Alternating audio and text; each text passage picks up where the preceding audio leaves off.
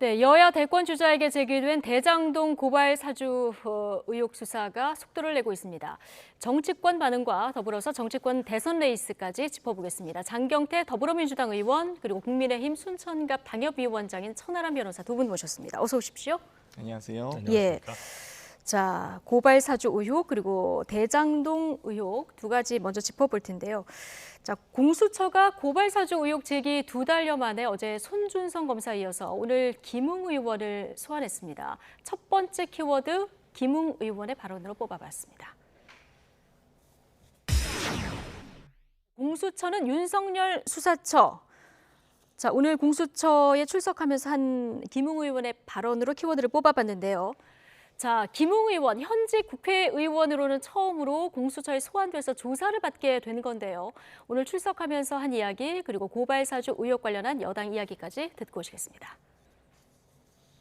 조성은 씨와의 녹취록에 나오는 저희는 누구인가요? 저희가 만약에 증거가 된다고 하면 우리 원장님이 원하는 날짜가 아니었습니다라고 이야기하는 것은 결정적인 증거가 되겠죠. 그 부분에 대한 수사는 지금 전혀 이루어지지 않고 있습니다. 청년 검찰총장을 언급하신 이유는 왜 언급하셨던 건가요?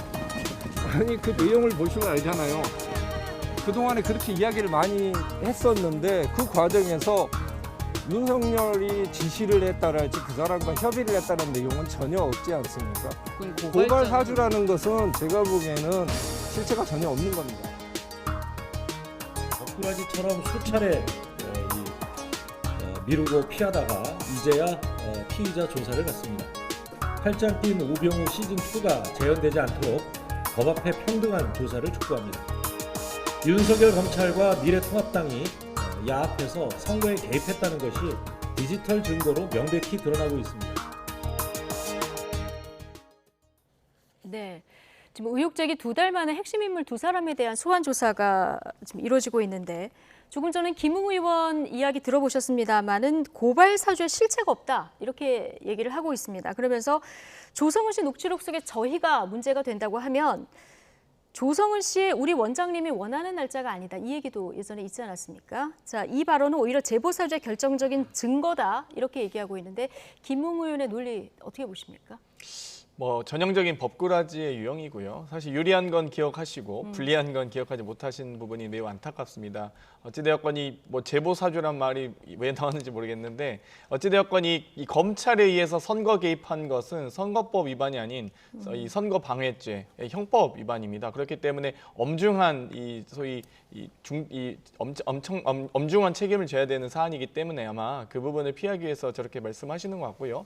이미 여러 가지 녹취록이나 실제 이 고발장에서도 드러났듯이 예를 들면 저희 초안을 저희가 만들어 보내드릴게요라는 말씀이라든지 아니면 제가 가면 윤석열이 시켜서 고발한 것이다가 나오게 된다든지 예. 아니면 대검, 남부지검 이런 식으로 특정해서 이 소위 고발처를 특정해서 지금 이미 얘기하고 있고 저희가 알아서 하겠습니다라는 등의 표현들이 있기 때문에 이미 사실 검찰에서 받아서 김웅 의원이 실제 이것들을 이 고발로까지 이어지게 하는 이 결정적 단서들이 많이 나와 있습니다. 그렇기 예. 때문에 아마 공수처도 좀 더 빠르게 수사했으면 좋았겠지만 여러 가지 김웅 의원실 압수수색 과정에서도 방해한다든지 여러 가지 국민의힘이 방해한 정황들이 있기 때문에 이 부분 또한 함께 포함해서 수사가 이루어질 가능성이 높다고 봅니다. 예, 고발 사주에 실체가 없다 이렇게 얘기하지만 이제 중요한 부분에서는 기억이 잘 안 난다. 김웅 의원 해명이 이렇게 일관되게 지금 지속되고 있는 상황인데 여당에서는 이게 디지털 증거로 다 지금 거짓말이 드러나고 있다 이런 시각이거든요. 어떻게 보십니까?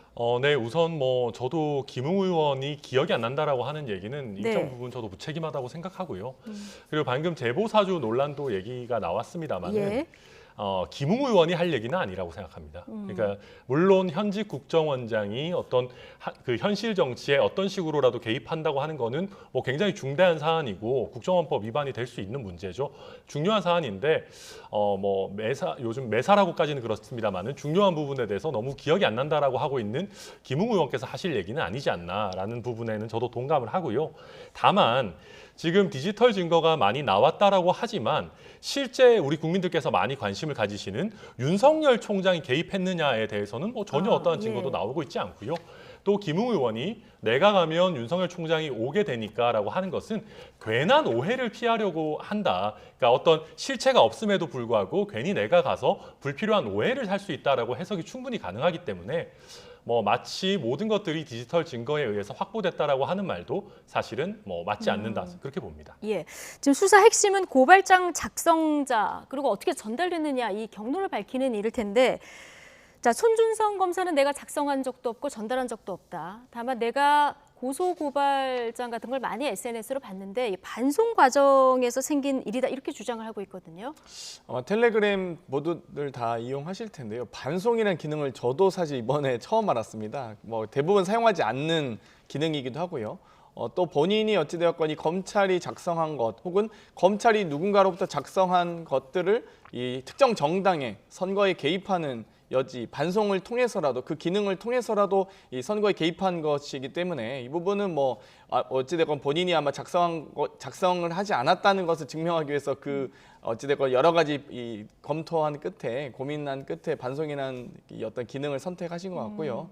어찌됐건 선거는 이 개입한 것이 맞기 예. 때문에 이 부분은 저는 아마 이 여러 가지 맞다고 반송을 보시는 했다면 거고, 받은 예. 것도 아마 있을 텐데 여러 가지 수사 과정에서 예. 본인이 떳떳하고 당당하다면 포렌식에 응해서 아마 그 부분은 뭐 소명하시면 될 것 같습니다. 예, 손준성 보냄이 왜 남아있을까 이 부분 여전히 좀 의혹의 시선이 있습니다만은, 그런데 지난번 손준성 검사 구속영장에 보면은 여전히 이 성명 불상자 이렇게 기재가 돼 있지 않습니까? 네, 그렇습니다. 지금 작성자와 전달자 모두 아직 미궁에 빠져 있는 부분들이 예. 많이 있고요.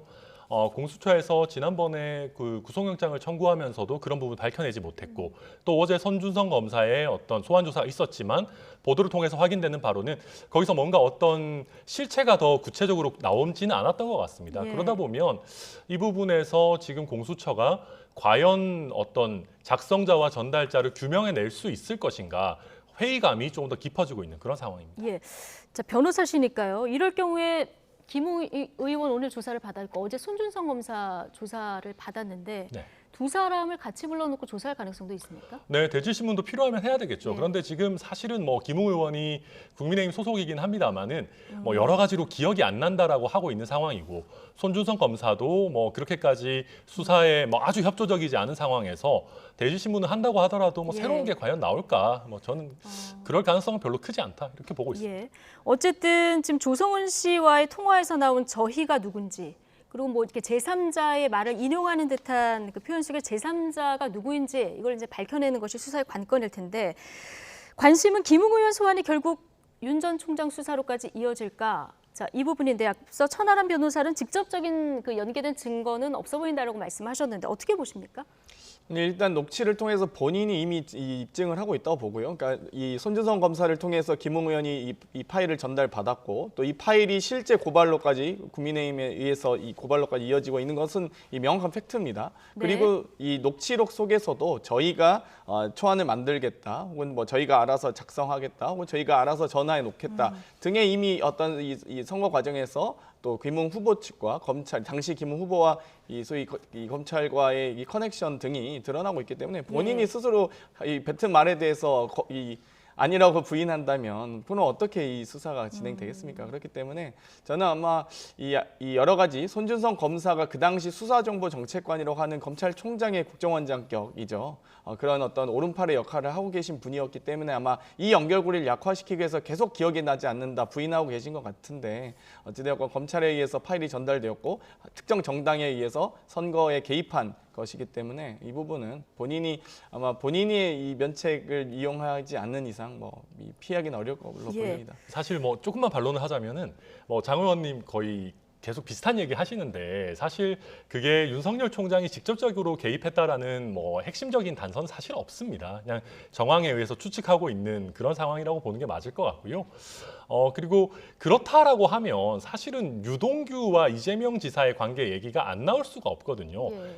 특히나 유동규와 이재명 지사의 관계는 직무상으로도 실제 이재명 지사가 결재를 해야 되는 그런 관계임에도 불구하고 여기에 대해서는 이재명 지사의 관여가 없었을 것이다라고 방어를 하면서 손준성 검사가 하는 모든 일은 윤석열 후보의 어떤 뜻에 따른 것이다라고 얘기하는 거는 서로 어떻게 보면 앞뒤가 안 맞는 주장이 아닌가 저는 그렇게 보입니다. 일단은 성남시장과 도시공사 본부 본부장은 법인이 일단 다르잖아요. 근데 예를 들면 대검과 뭐 예를 들면 제가 손준성 검사 근무처가 남부지검이거나 중앙지검이었다면 제가 그 말씀에 동의할 수 있는데 아니 대검 수사정보정책관과 검찰총장은 바로 뗄래야 뗄 수 없는 관계 아닙니까? 그걸 어떻게 성남도시공사 성남시장과의 연결고리로 빗대서 말씀하시는지 그건 좀 상관관계가 너무 멀다라고 말씀드릴 수 있겠네요. 단순한 산하기관 직원이 아니었기 때문에 드리는 말씀입니다. 아니 예. 그렇게 따지면 손준성 검사는 바로 오른팔이라는 걸 스스로 인정하시는 거죠, 그러면? 아니, 뭐 수사정보정책관의 오른팔인지 역할 왼팔인지는 자체가 저도 잘 모르겠습니다만은. 검찰총장의 네. 오른팔 아닙니까? 그 여튼 어쨌거나 제가 말씀드리는 것도 추미애 뭐 전 후보가 얘기하듯이 디지털 증거에 의해서 예를 들어서 윤석열 후보의 관여가 밝혀지거나 한 바는 사실은 없습니다. 네. 뭐 저도 그렇게 말씀은 드리진 않지만 어찌되었건 수사정보정책관이 그만큼 중요한 직책이고 검찰총장에게 직보하는 라인이기 때문에 실제 이 여러 가지 고발 사주에 대해서 기획을 하셨는지 혹은 최소한 지휘를 하셨는지 아니면 정말 최소한 인지라도 하고 계셨다면 손준성 검사 이렇게 움직이네 이런 고발에 대해서 고발장에 대해서 여러 가지 이 법원과 검찰밖에 볼 수 없는 실명이 들어간 판결문을 실제 이 특정 정당이 전달하네라고 인지하고 계셨다면 그것 또한 선거 개입에 분명히 중요한 예. 공범이라고 봅니다. 네, 근데 인지 여부는 밝혀진 바가 없다. 그걸 제가 말씀드리는 겁니다. 여기까지. 네. 예. 두 대선 주자에 대한 아주 묵직한 의혹들이 지금 제기되는 상황에서 좀 들어보면 여야에서 대응 논리가 좀 거의 좀 비슷한 것 같다 이런 생각은 들고요. 좀 대장동 얘기를 해주셨으니까요. 또 다른 대선의 뇌관 대장동 관련 얘기 좀 해보겠습니다. 대장동 특혜비리 의혹 수사도 좀 속도를 내고 있는데요. 오늘 두 번째 키워드 먼저 보실까요? 네, 김만배 다시 구속 갈림길. 자, 천화동인 4호 소유주 남욱 변호사 영장 심사 받으러 가는 모습 조금 전에 저희가 이제 보여드리기도 했는데, 자, 화천대유 대주주 김만배 씨뿐 아니라 천화동인 4호 실소유주 남욱 변호사 그리고 정민용 전 성남도시개발공사 전략사업실장 이 핵심 인물 3인방에 대한 구속 여부가 오늘 저녁이나 내일 새벽 사이에 결론이 날 것 같습니다. 자, 오늘 오전에 영장 실질 심사에 출석하는 김만배 씨 발언과 정치권 반응까지 같이 듣고 오시겠습니다. 배임 관련해서 이재명 후보 지침 따랐을 뿐이라는 입장 어떻게 생각하시나요? 이제 그분은 뭐 최선의 행정을 하신 거고 저희는 그분의 그 어떤 행정 지침이나 이런 걸 보고 한 거기 때문에 그분은 그분 나름대로 최선을 다하신 거고 행정은 저희는 이제 시가 내놓은 정책에 따라서 공모에 진행한 것이라고 생각합니다. 이동기 전 본부장이 받아야 할 돈이 있다고 했는데 그 돈이 혹시 700억인지 그렇게 뭐 많이 줄 이유도 없고 그렇게 큰 이 액수가 큰 부분을 이렇게 약속할 이유도 없습니다. 그러니까 그런 건 다 곡해고 오해입니다. 이재명 후보의 지지율이 계속 고전을 면치 못하는 것은 이런 검증되지 않은 내용들에 대해 가지고 국민들이 계속 의구심을 쏟아내고 있기 때문이다 이렇게 봅니다. 모 여론조사에서는 특검을 요구하는 국민들의 목소리가 거의 80% 가깝게 이렇게 측정됐는데 그렇다고 한다면은 이것은 여당의 문제도 아니오 야당의 문제도 아니오 온 국민이 말 그대로 진상 규명을 바라고 있는 상황이다 이렇게 말씀드릴 수 있을 것 같습니다. 그렇다고 해서 저희가 진짜 감이 떨어질 때까지 입만 벌리고 있을 수는 없습니다. 저희가 수사기관이 적극적으로 나서지 않는다면은 당 차원에서 지속적으로 사실관계를 밝혀내서 국민들에게 알려야 하는 것이고. 자, 김만배 씨 지난번에 구속영장 한 차례 기각이 됐고 오늘 두 번째인데 검찰 수사가 얼마나 이제 보강됐는지는 모르겠습니다. 자, 김만배 씨 얘기를 조금 전에 들어보셨는데 이재명 당시 시장은 최선의 행정을 했고 자신들은 시 정책을 따랐을 뿐이다 이렇게 얘기를 하고 있는 상황인데 자, 이건 천하람 변호사께 먼저 여쭤볼까요? 이 김만배 씨 발언 어떻게 보십니까? 네, 사실 물귀신 작전이라고 봐야 될 것 같습니다. 물귀신 작전이다. 무슨 얘기냐면 지금 이재명 지사의 논리 구조를 그대로 따라가려고 하는 것 같아요. 그러니까 이재명 지사께서도 이거는 뭐 성공한 정책이고 본인의 최대 치적이었다라고 예. 얘기하고 계시기 때문에 김만배 씨 입장에서는 본인의 논리가 깨어지면 곧바로 이재명 지사의 논리가 깨지는 그런 결과로 만들어서 뭐 사법부라든지 국민들께서 보시기에도 김만배 씨의 주장을 깨는 게 생각보다 간단한 문제가 아니게끔 본인의 주장에 무게감을 더하고자 하는 그런 전략으로 저는 보고 있습니다. 예. 지금 아까 이준석 대표 얘기 들어보셨지만 감 떨어질 때까지 입만 벌릴 수 없다. 특검하자 이 얘기를 했고요. 대선 주자들도 이런 주장 지금 하고 있거든요. 그 여론도 특검하자 쪽에 좀 높은 여론들이 꽤 나오고 있는데 어떻게 보십니까? 뭐 일단 저는 뭐 필요하다면 특검할 수 있다고 봅니다. 예. 다만 먼저 이분들이 여러 가지 김만배 씨나 뭐 남욱 변호사 등이 증거인멸이 할 가능성이나 도주의 우려가 있기 때문에 특검을 하기 위해서는 최소 한 달이 소요가 됩니다. 최소 그렇기 때문에 여러 가지 뭐 특검법도 통과돼야 되고요. 뭐 대한변협에서 특검도 또 추천받아 대통령이 지명하고 또 특검 사무실과 수사팀을 구성하기까지 많은 시간이 걸리기 때문에 좀 빠른 수사를 위해서는 저는 검찰과 경찰이 먼저 수사하는 건 괜찮았다고 보고요. 또 나중에 특검이 또 설치가 되더라도 그 수사 과정과 기록을 이첩받아서 진행하면 되기 때문에 저는 네. 일단은 발빠르게 검찰이 이 수사를 하는 건 맞다고 봅니다. 다만 이 과정에서 여러 가지 만약에 이 당시 2014년, 15년 많은 국민들께서 기억하실 텐데요. 이 분양가 상한제도 박근혜 정권이 이 소위 폐지합니다. 2019년에 다시 부활하긴 하지만 여러 가지 그 당시 위축되어 있던 이 부동산 시장 그리고 빚내서 집사라고 하는 이 과정들 여러 가지 이 택지 개발 과정에서 성남시가 할 수 있는 최선의 노력을 했다라는 취지에서 아마 김만배 씨는 얘기했던 것 같고요. 또 김만배 씨와 남욱 변호사도 우리 스타일 아니다. 네. 우리 함께 일을 할 수 없다라는 등의 민간 시행사 이익을 최소화하려고 했던 시정의 이 시정을 알기 때문에 아마 그런 네. 발언들을 하셨으리라 봅니다. 어찌되었건 이번에 대장동 사업을 저도 이제 국토위에서 여러 정말 국정감사 하루 종일 이 국민의힘에서 정말 뭐 특별한 게 없는 무한 반복 이 메시지를 들으면서 느꼈던 건 확실하게 우리 국민들께서 민간 시행사의 민낯을 보게 됐다. 그리고 여러 가지 택지 개발 과정에서 앞으로 토지 공개념 또 여러 가지 뭐 초과이익 환수 등에 대해서 전 국민적 공감대가 형성됐다라고 봅니다. 예.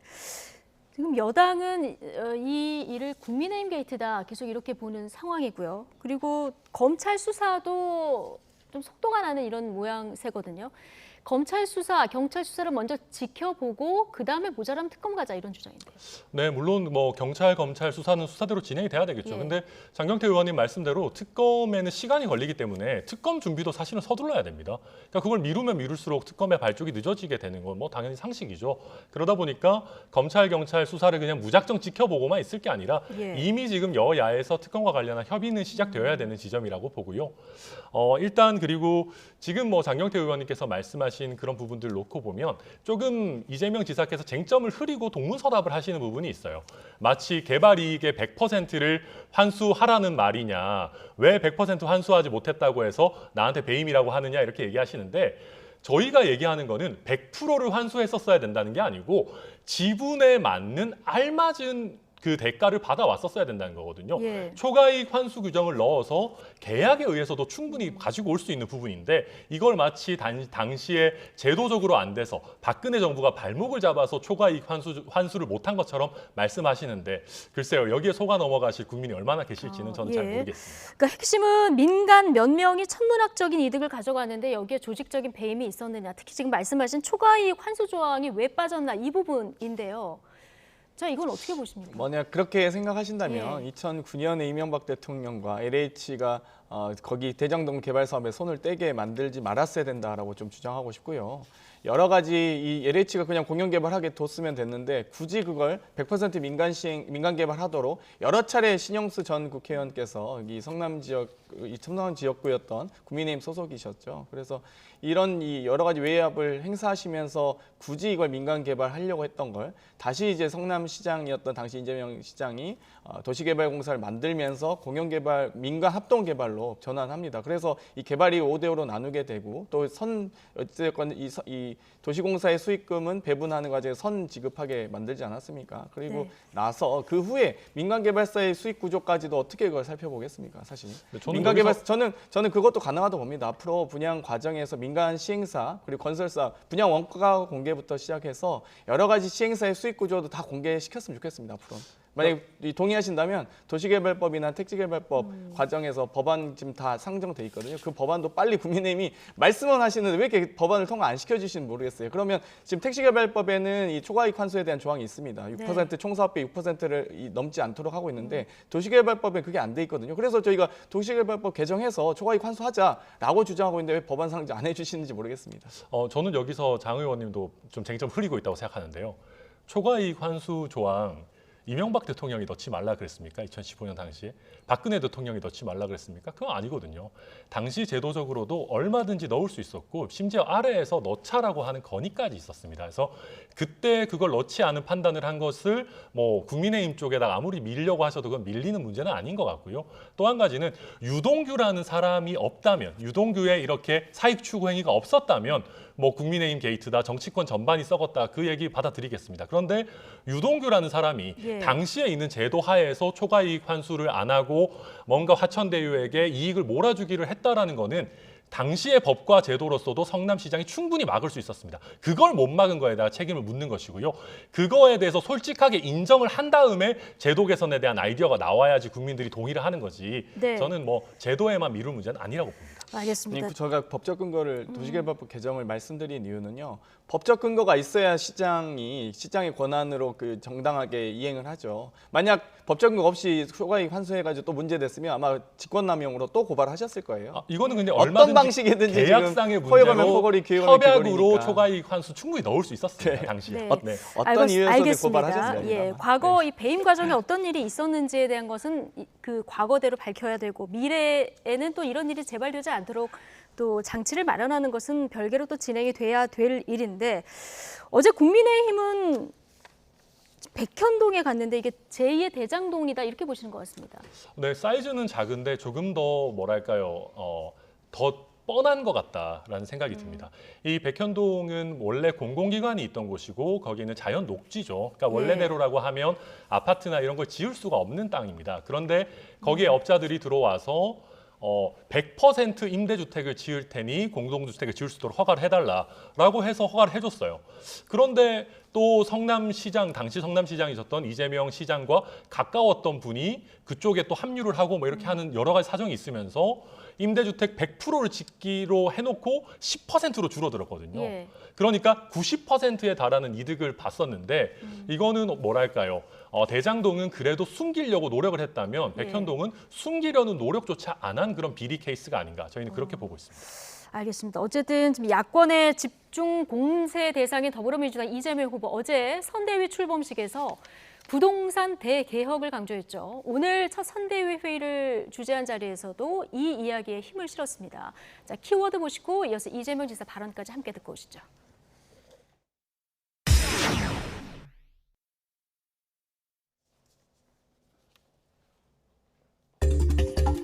왜 공공개발을 100% 하지 않았느냐라고 억지 주장에다가 적반하장식 공세를 일삼고했습니다.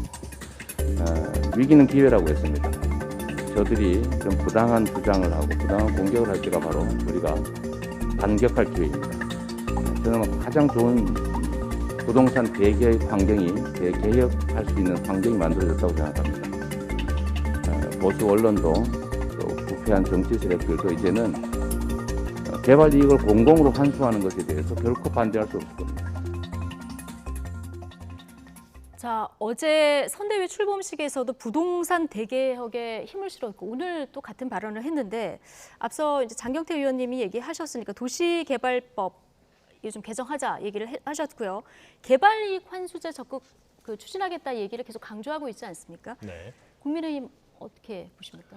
네, 정당한 계획이라면은 뭐 저희도 적극적으로 뭐 검토를 해야 되겠죠. 그런데 이 개발 이익을 100% 환수를 한다 그러면 사실은 민간 기업이 들어가서 일을 할 리가 없습니다. 그러니까 적정한 개발 이익을 어떤 식으로 보장을 해주고 너무 말도 안 되는 대장동과 같은 터무니없는 이익을 보는 것을 막는 그런 제도적인 장치를 잘 짜야 될 것 같고요. 또 한 가지 제가 강조하고 싶은 것은 애초에 개발 이익이 별로 안 나오는 형태로 가야 된다. 무슨 얘기냐면 지금 개발 이익이 나오는 것은 원주민들의 땅을 굉장히 싸게 수용을 해서 이걸 비싸게 팔기 때문에 이런 개발 이익들이 과도하게 나오는 거거든요. 그러니까 원주민들의 땅을 수용하는 것부터 좀 신중해질 필요가 있고 또 수용을 할 때도 정당한 대가를 줘서 너무 과도한 개발 이익 자체가 애초에 발생하지 않는 그런 제도를 잘 짤 필요가 있다. 저는 그렇게 봅니다. 예.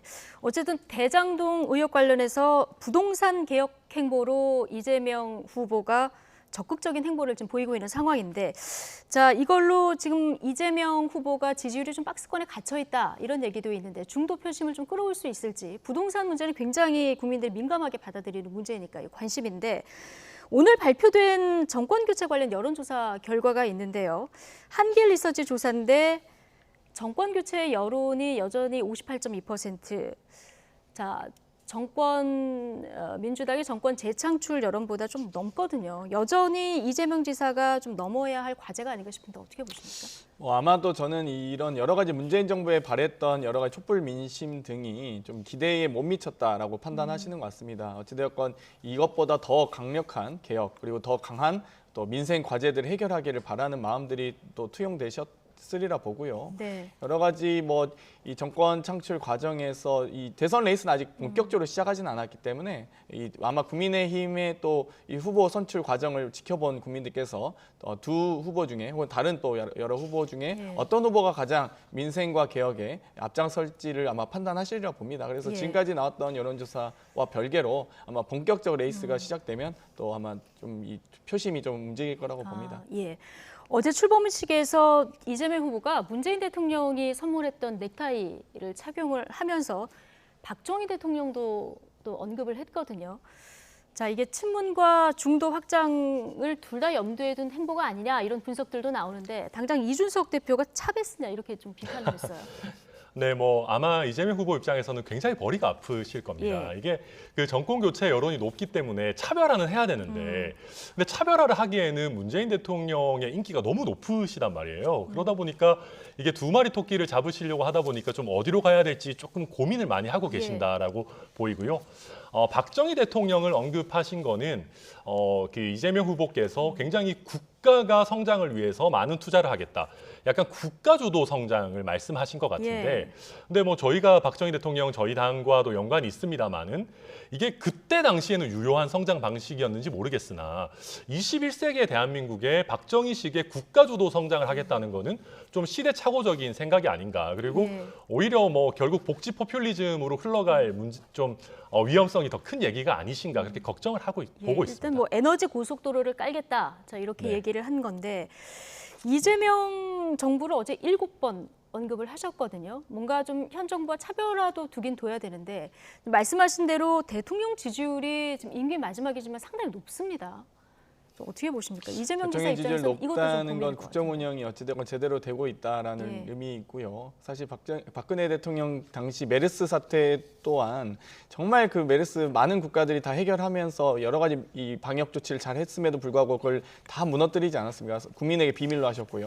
여러 가지 그런 부분이 있다고 생각하기 때문에 여러 가지 대통령의 현재 지지율과 더불어 앞으로 이제 더 나은 이 대한민국을 만들기 위한 여러 가지 공약들이 발표되면서 차근차근 저는 그 부분이 함께 이 콜라보를 이룰 거라고 보고요. 네. 방금 박정희 대통령을 언급했다고 해서 마치 그걸 가지고 저희가 마치 그런 통치를 하겠다고 정치를 하겠다라고 이야기하시는데 그렇게 따지면 전두환 씨를 찬양했던 정말 그 발언은 어떻게 된 건지 먼저 해명을 하셔야 저희 발언에 대한 비판이 가능하시지 않을까 이런 생각이 듭니다. 예.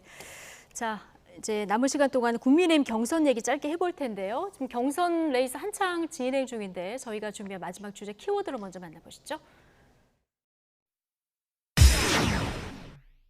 막판 표심 모으기. 자, 오늘부터는 당원 ARS 전화 투표도 진행되고 있고요. 일반 국민들을 상대로 한 여론조사도 진행되고 있는 거죠? 네, 그렇습니다. 지금 이제 원래 저희가 당원들을 대상으로 모바일 투표를 먼저 하고요. 예. 근데 모바일 투표를 잘 못하시는 당원분들을 위해서 어제와 오늘 이제 전화를 드려서 ARS로 투표를 하실 수 있도록 하고 있는데요. 그러다 보니까 오늘하고 내일이죠? 네, 오늘과 내일입니다. 그러다 보니까 이제 당원분들께서 적극적으로 참여해주고 계셔서 지금 투표율이 당원 투표율이 얼마나 됩니까? 네, 정오 기준으로 발표가 됐는데 58%를 넘겼다고 하니까요. 대략 한 60% 정도 네, 지금 되겠네요. 거의 60% 될 것 같고 예. 최종적으로는 한 65% 정도에 육박하지 않을까. 굉장히 높게 끝날 것 같다 보고 있습니다. 자, 이렇게 당원들의 마음을 묻는 게 있고 일반 국민 여론조사도 또 진행돼서 정말 어떤 여론조사 전문가는 깻잎 한 장 차이다 이렇게 분석을 하시는 분들도 있더라고요. 민주당에서 볼 때는 어떻게 지금 전망하고 계십니까? 분명한 거는 홍준표 후보의 상승세는 뚜렷하게 나타나고 네. 있습니다. 그리고 여러 가지 측면에서 홍준표 후보는 어찌되건 이미 당대표와 대선 후보를 거치신 분이기 때문에 검증이 일정하게 돼 있다. 그래서 좀 홍준표 후보가 좀 더 어려운 상대로 보고 있고요. 윤석열 후보는 아직 저희가 홍준표 후보가 더 어려운 상대로 이제 상대로 보고 보고 계시군요. 있고요. 예. 네. 그리고 윤석열 후보 같은 경우는 아직 뭐 장모 그 양평당 800억 수익부터 시작해서 여러 가지 검증 과정이 남아 있는데 아직은 뭐 저희가 본격적으로 검증 시작하지 않았기 때문에 차차 밝혀질 의혹들이 많다고 봅니다. 어찌되었건 이 경선 과정에서 아마도 홍준표 후보가 조금 우세하지 않을까 이런 의견들도 요즘에 갑자기 많이 하시더라고요. 그래서 저희도 아마 좀 흥미롭게 지켜보고 있습니다. 알겠습니다. 결과는 금요일 저희 더 뉴스 시간에 생중계로 전해드리겠습니다. 장경태 더불어민주당 의원 그리고 국민의힘 순천갑 당협위원장 천안함 변호사 두 분과 함께했습니다. 고맙습니다.